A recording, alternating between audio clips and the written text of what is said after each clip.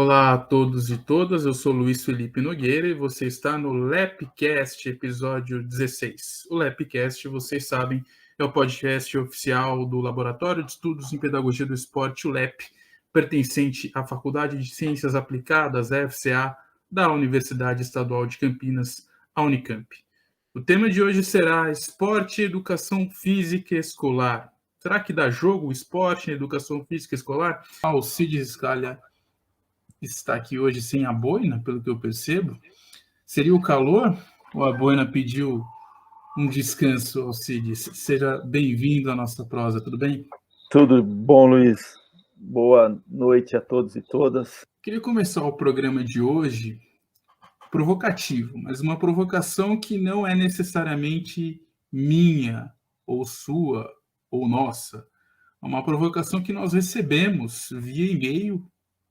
A gente tem aqui o momento de prosa, né? O momento de interação, os nossos convidados prêmios. Nós tínhamos antes aqui de conversando, estruturando o programa, nós tínhamos algumas dúvidas sobre que temáticas nós poderíamos levantar para discutir, para prosear com vocês que estão nos assistindo a respeito da pedagogia do esporte, mas a relação que a pedagogia do esporte tem com a vida e principalmente na educação física. Veja, Luiz, nós estamos vivendo em tempos muito difíceis, tempos onde muitos valores estão sendo colocados em xeque e as pessoas estão com medo, né, de que esses valores caiam por terra. E o esporte, não tenha dúvida, né, o esporte carrega na sua origem valores que denunciam uma aristocracia, valores que, obviamente, tentam manter ou ter poder sobre os demais. Eu acho que eu já citei, eu não me recordo se aqui no programa, mas convidando as pessoas a assistirem aquela série do Netflix chamada English Games, onde mostra as origens do futebol, né, em um período histórico que é o período do surgimento de todos os esportes. E aí a gente entende essa relação entre a aristocracia, que tenta usurpar o jogo e transformar o jogo em um esporte. E aí, o que a gente encontra é a classe trabalhadora tentando encontrar no esporte a possibilidade de se firmar ou de se estabelecer num campo de igualdade de disputa. E isso é talvez o problema maior que o esporte traz, que é mascarar uma certa igualdade de condições. É igual o vestibular, né? Nós já conversamos sobre o vestibular. Né? O vestibular, ele carrega essa mesma lógica. Né? O vestibular, ele parece ser democrático, não parece? Parece. Mas... É evidente. Qualquer pessoa olha para o vestibular e fala, quer coisa mais democrática do que essa? São as mesmas perguntas para todo mundo, para ser respondida no mesmo local, na mesma hora, com o mesmo tempo.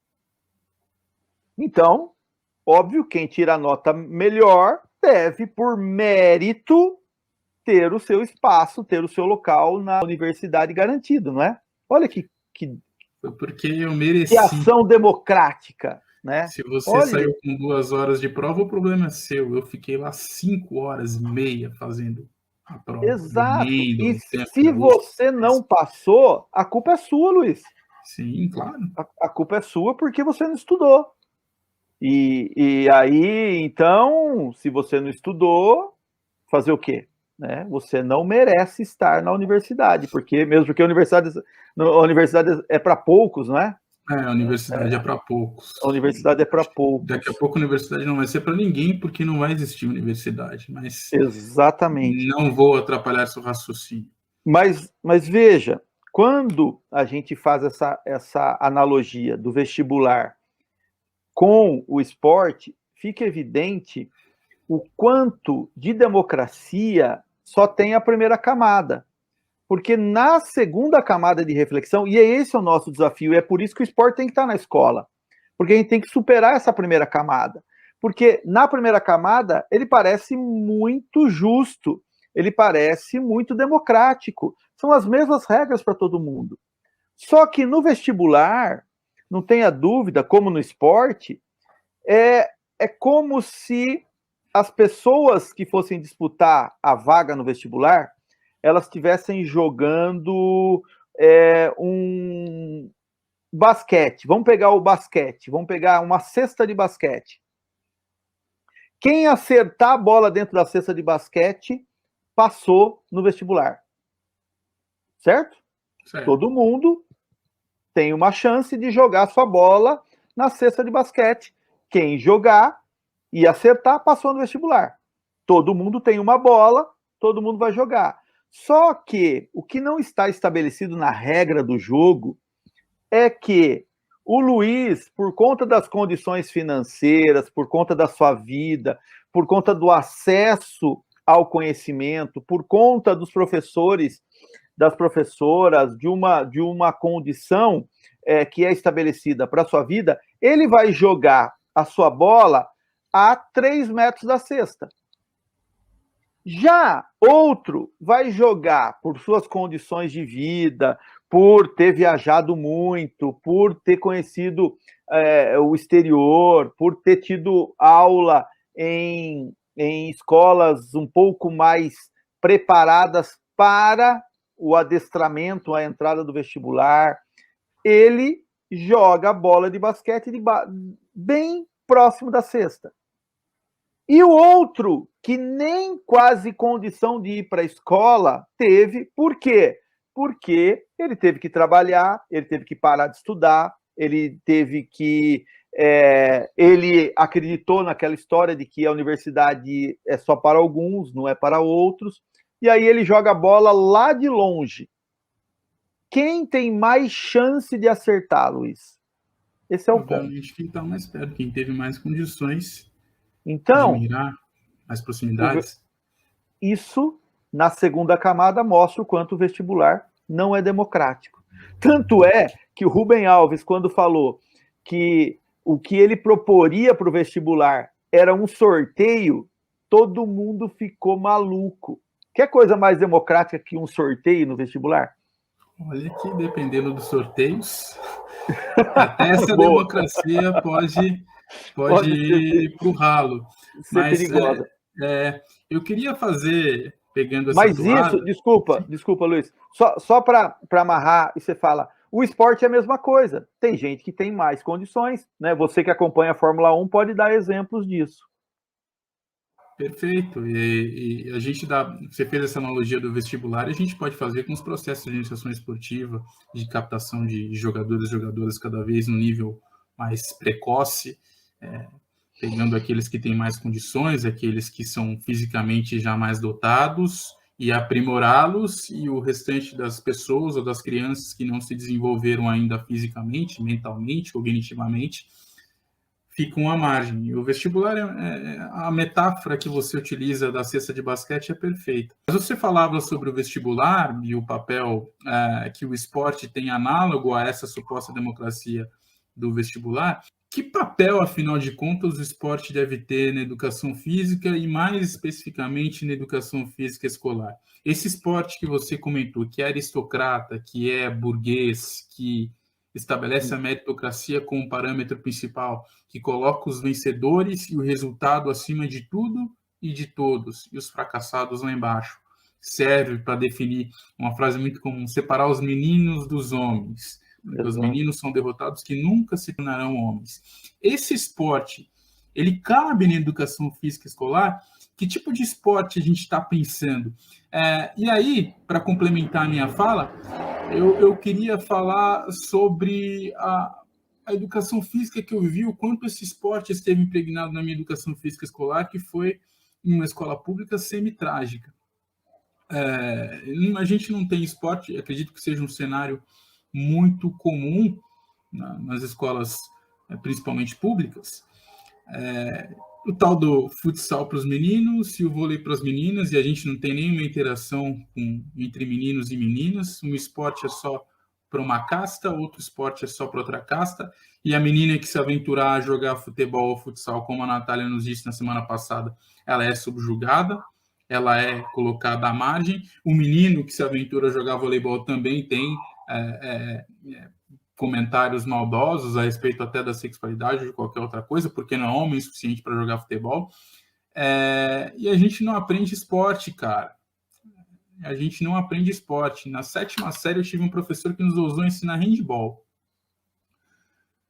Foi um episódio que me marcou bastante. Eu estou falando de 2006.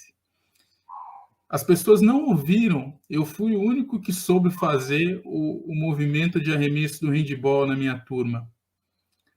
E eu soube fazer não porque eu joguei handball, mas porque eu acompanhava esporte, então eu via jogos de handball nas Olimpíadas. Então eu fui o único que soube fazer aquele movimento. As pessoas não sabiam que era handball, ele teve que explicar que handball era um jogo que se jogava com a mão, e o nome até handball, bola, mão. E explicar para as pessoas porque soa até meio absurdo, mas meninos e meninas de 12, 13, alguns até com 14 anos, não terem ouvido falar no handball. Não estamos falando de uma época tão atrás assim. Então, ao mesmo tempo em que a gente tem esse esporte que pode ser maldoso, a gente também tem um problema das pessoas não conhecerem o esporte, o quanto o esporte pode ser útil e importante para a gente tomar consciência dos nossos absurdos e tomar consciência da vida e do papel da educação física. Falei bastante, agora eu vou deixar você complementar. Não, foi muito boa a tua fala. Veja, se não for na escola um local para a gente entender esse esporte que existe, onde será? Será com os comentaristas esportivos que nós vamos entender o que é o esporte? Será a partir das mesas redondas de discussão de pós-jogo que nós vamos entender o que significa esporte? Ou seja, a escola é o local para se discutir isso. Mas discutir isso e entender essas camadas aí de desigualdade, ou esse esporte que é mais alienante do que qualquer outra coisa, não significa que ele não deva ser desenvolvido ou mesmo ensinado na escola. Porque o grande ponto é, nós temos que, ao compreender toda essa história do esporte, entender, Luiz, que o esporte, antes de tudo, é um jogo. E o que tudo isso aconteceu foi de uma tentativa de usurpar o jogo da sociedade. Porque o jogo é cultural, o jogo é da sociedade. Logo, o que essa aristocracia fez? Ela usurpou e colocou um cercadinho e falou, olha, aqui não é mais do povo. E o que era do povo? Eram os jogos de bola com os pés. É só estudar um pouco e ver a quantidade de jogos de bola com os pés que existe na nossa cultura, na nossa cultura lúdica. Quando eu estou falando nossa cultura lúdica, eu estou falando cultura lúdica da humanidade, né? Há registros de jogos de bola com os pés na China, no Japão, há 4.000, 5.000 anos atrás, antes de Cristo, né? Então, veja, não estamos dizendo que o futebol começou lá na China ou começou no Japão, mas ao longo do tempo sempre existiu jogos de bola com os pés. Chega em meados do século XIX, né, para até chegar a 1863, aonde se tem a data que se estabelece o surgimento do futebol, você tem um movimento de construção desse cercadinho e falar, ó, agora futebol é isso e é nosso, é da aristocracia. Por isso que o English Game ele é interessante, porque mostra o quanto o povo, a sociedade não concorda com essa tomada de poder. Então, ao mesmo tempo que eu entendo isso, eu tenho que, na escola, possibilitar com que os meus alunos compreendam que esse esportear, e o Lucas foi muito feliz, né, ao criar esse neologismo, dizendo Lucas Leonardo, né? que vai ser um dos convidados do nosso programa, no momento em que eu estabeleço esse cercadinho e digo que ali não é mais jogo, mas é esporte, eu estabeleço esse esportear. E qual é o problema, Luiz? É quando você traz o esportear para a aula de educação física.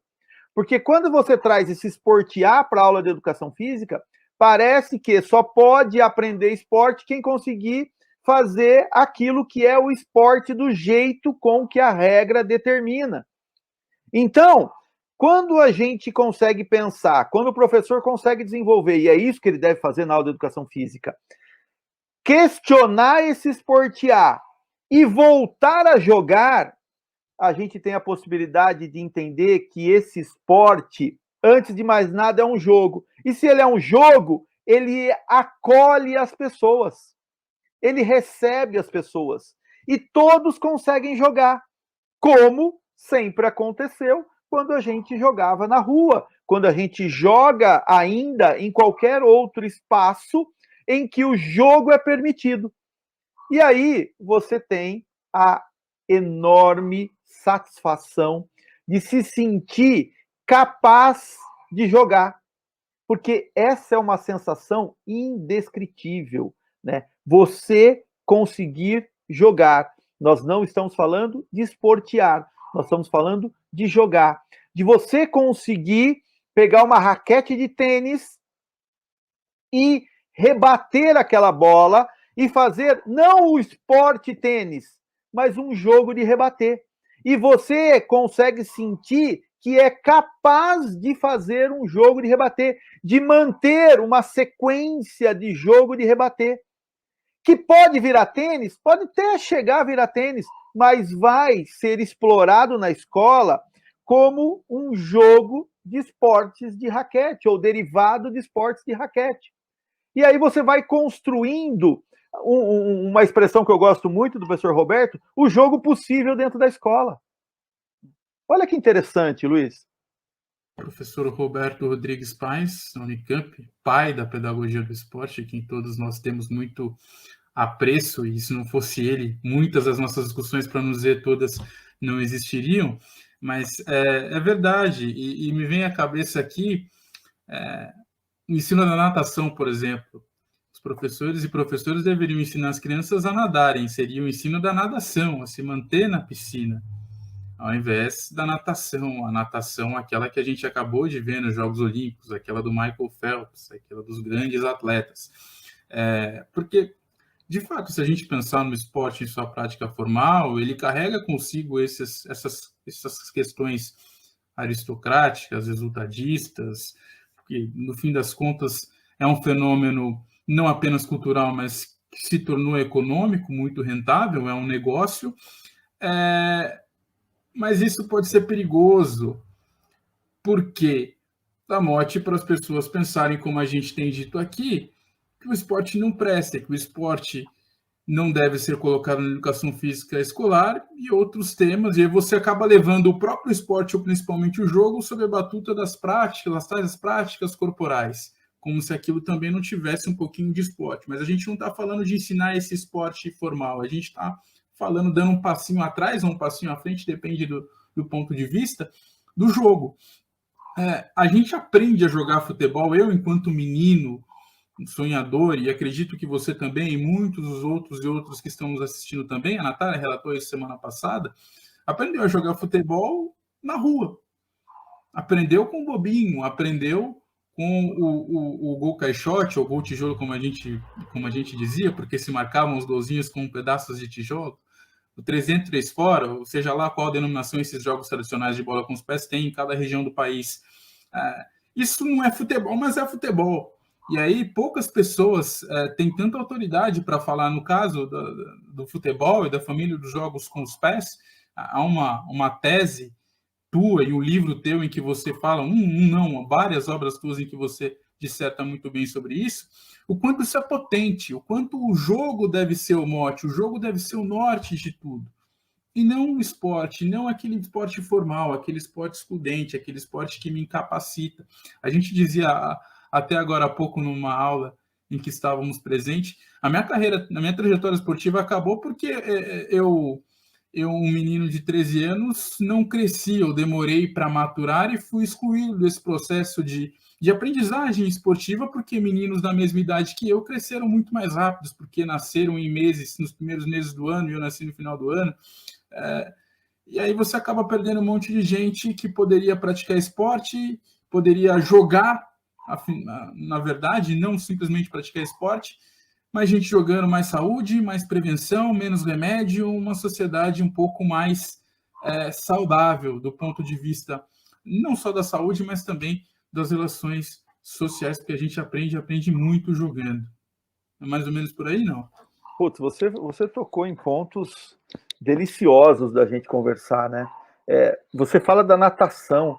Luiz, fica evidente, nós já começamos a fazer pesquisas, você me ajudou a organizar uma com o futebol e eu comecei uma com a natação e ainda não acabou.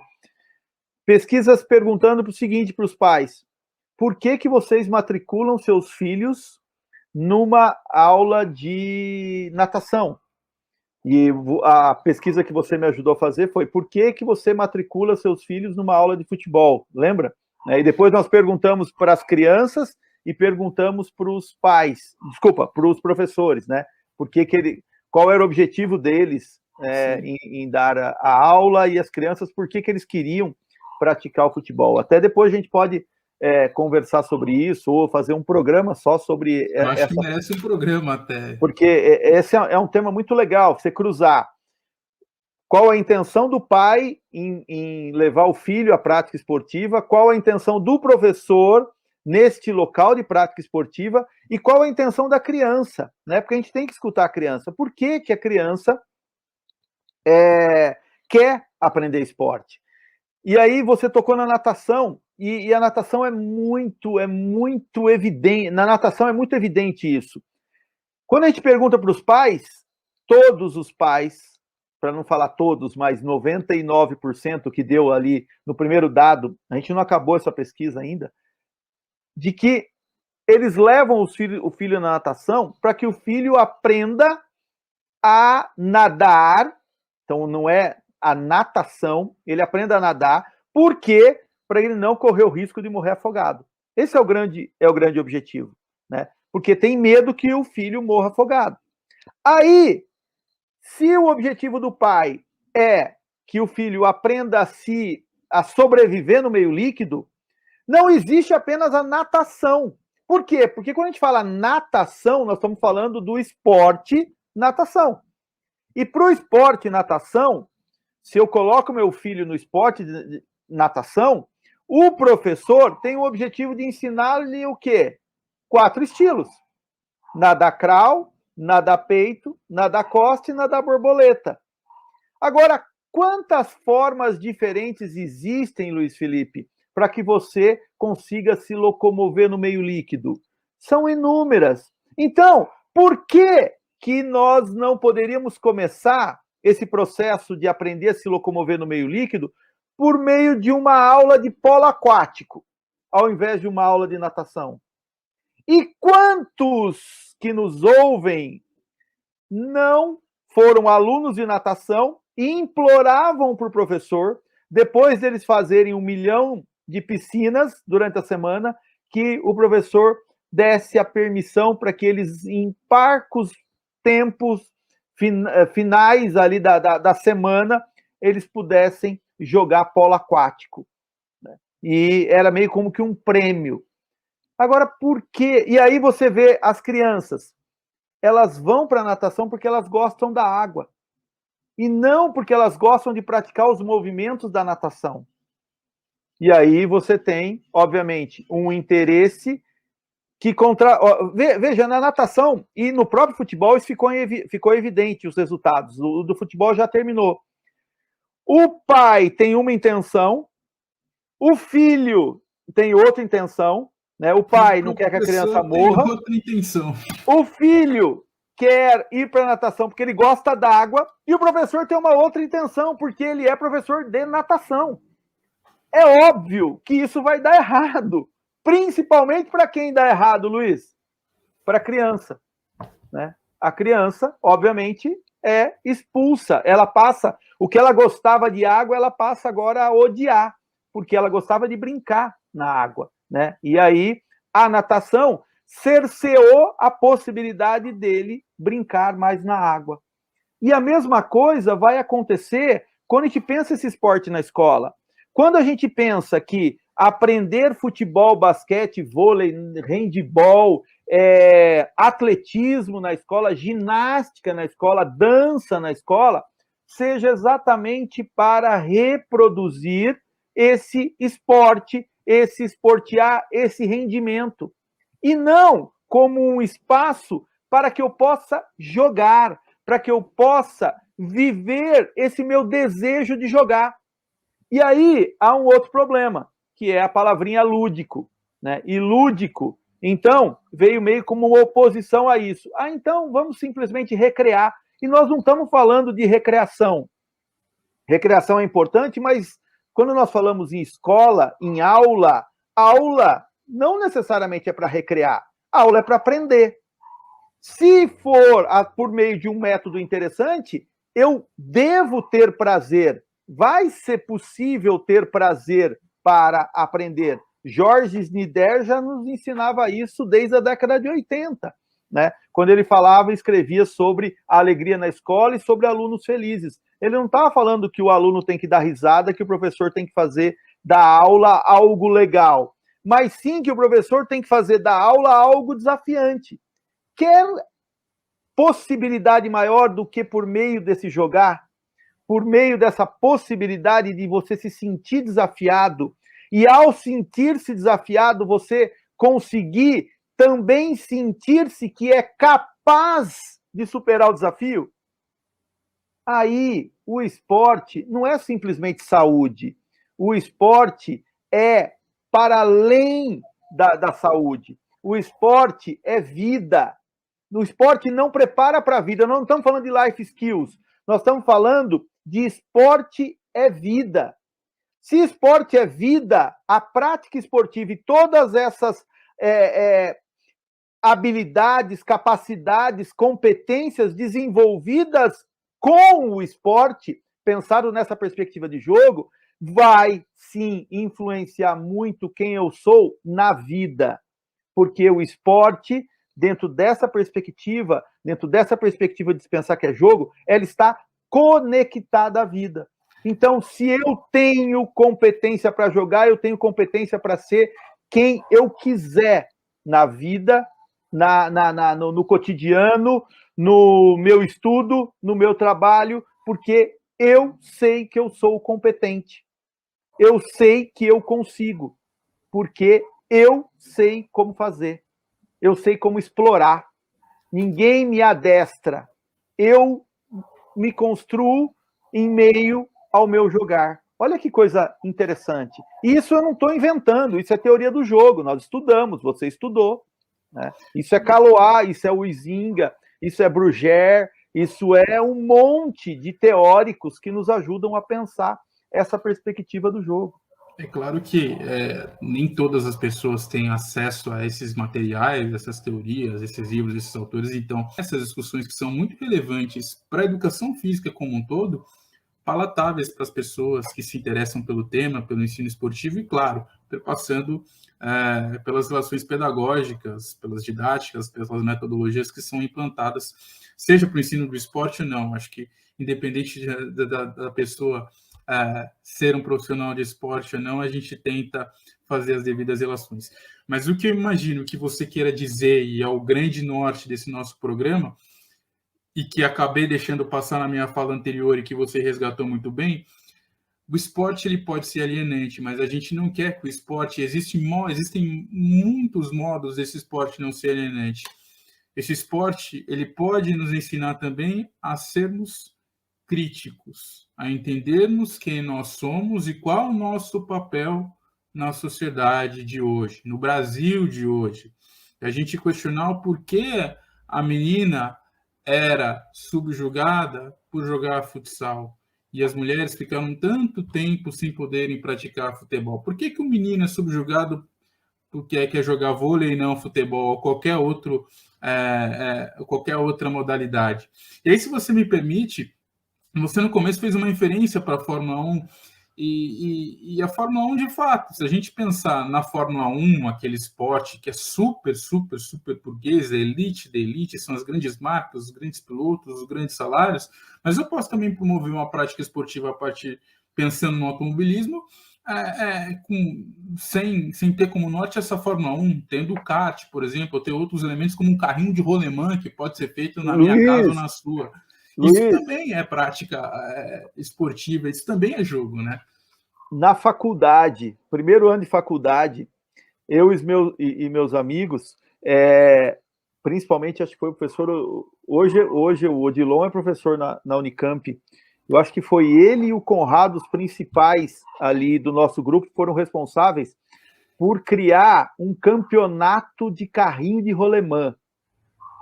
E aí, quem conhece a Unicamp, tem a Agrícola, ela tem um baita de um decidão, ela fica na parte mais alta da Unicamp. Então, era ali que aconteceu o campeonato.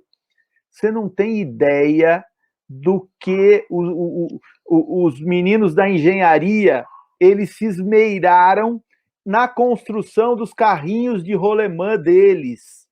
Você precisa ver que beleza. Eu estou falando isso em 1992. Infelizmente, a gente não tinha condição, como hoje é fácil de tirar uma foto, de filmar.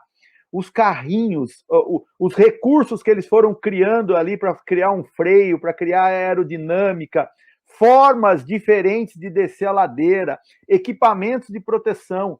Cara, tudo aconteceu ali por meio de uma provocação. Vamos fazer um campeonato de carrinho de rolemã.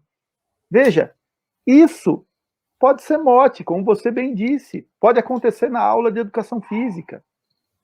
E a gente tem o carrinho, pinta o carrinho de vermelho que vai ser a Ferrari, pinta o carrinho de laranja que vai ser a McLaren. E aí você questiona, por que a Fórmula 1 é da forma que é? É um esporte extremamente elitizado. Por que o automobilismo brasileiro não produz mais pilotos? Produzir não é uma palavra legal, mas por que a gente não tem mais pilotos brasileiros na Fórmula 1? Porque a gente só tem pilotos e não pilotos na Fórmula 1. Exato. E a gente existe como. O que a gente precisa é conversar, é disseminar essas ideias e desconstruir muitas delas que estão por aí tentando criminalizar. Como, por exemplo, quem nos escuta rápido aqui dá a entender, então, então na educação física escolar a gente vai formar piloto de Fórmula 1. Não. Nós não vamos formar atleta nenhum. Da mesma forma que a natação, como você disse, a gente sabe também qual escola pública tem uma piscina. Mas foi um exemplo para ilustrar que é possível a gente fazer coisas. Como é possível? Não tem nenhuma escola que tem uma pista de atletismo. Exatamente. Mas eu dava aula de atletismo e possibilitava que os meus alunos entendessem o que era atletismo e conseguissem ser tocados pelo atletismo. Eu lembro no meu primeiro ano de dar aula de educação física, em 1995, eu chego na escola, Luiz, os alunos, a primeira coisa que eles fazem: ô, professor, vai ter futebol hoje? Vamos jogar hoje? Vai ter jogo hoje? Vai ter futebol hoje? Não vai ter jogo, desculpa. Vai ter futebol? Cadê a bola? Eu, recém-formado, com aquela toda a minha empáfia, né, de topetudo de professor recém-formado, hoje eu vejo que não deveria ser assim, né? Deveria ser mais... tinha topete, para ter uma ideia. Como a experiência da vida nos ajuda a perder o topete, né?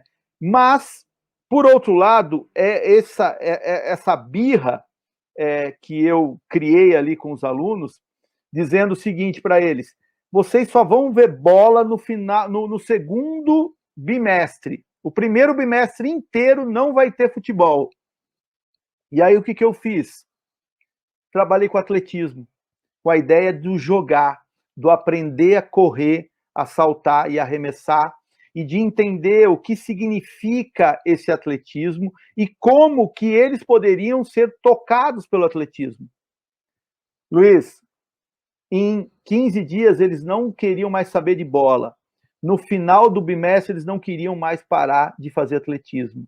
Todos os alunos, todas as alunas, meninos e meninas, que conseguiram entender que eles tinham condição, que eles conseguiam se superar, que eles conseguiam correr mais rápido, correr com mais resistência, saltar mais longe, e não é contra o outro, era contra eles mesmos.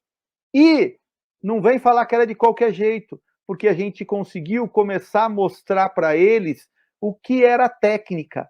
A gente não começou pela técnica, a gente começou pela razão de fazer. E pela razão de fazer, que era correr mais rápido, a gente foi questionando e tentando descobrir o que significa correr mais rápido se a toda hora o seu braço está indo para cá, para lá, para cá, para lá. O que vai acontecer? Seu corpo vai correr em linha reta ou seu corpo vai correr em zigue-zague? Luiz, simplesmente isso. Eles começaram a prestar atenção no corpo deles. E não basta só prestar atenção no corpo deles. Como eles estavam marcando o tempo deles e numa prancheta, eles conseguiam perceber se eles controlassem o braço numa mesma direção, eles melhoravam o tempo deles. Olha a possibilidade de entender a importância da técnica para aprender a melhorar o seu jogo. Então a gente não começa pela técnica, a gente começa pelo jogar, por esse desafio, que obviamente tem a sua razão, que a pedagogia do esporte, não vem a caso a gente discutir aqui, se pauta na tática, nessa razão de fazer, e não na técnica, no modo de se fazer. Por isso, não existe uma técnica única, existe as possibilidades de, ao entender a lógica da técnica, cada um ir se descobrindo qual é o seu modo de melhorar o seu tempo. Olha que interessante. Perfeito. Olha que possibilidade de emancipação no sentido de eu começar a ter consciência do meu corpo, de saber como que eu controlo o meu corpo. Porque não foi o professor que mostrou que o movimento tinha que ser assim.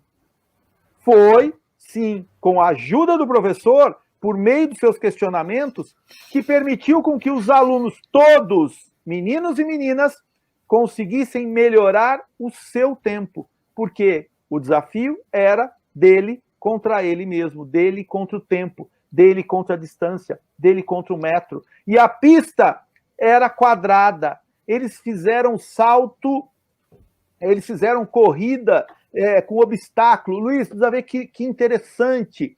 E como eles se sentiam prazerosos. Como que eu fazia corrida de obstáculo na escola? 2 cadeiras e um cabo de vassoura. As cadeiras, obviamente, colocadas numa posição que, se as crianças batessem no cabo de vassoura, o cabo de vassoura tinha a possibilidade de ser derrubado e não derrubava as cadeiras. E esses obstáculos eram colocados numa distância que os alunos começaram a perceber que, para conseguir ser mais rápido, eles tinham que coordenar as passadas.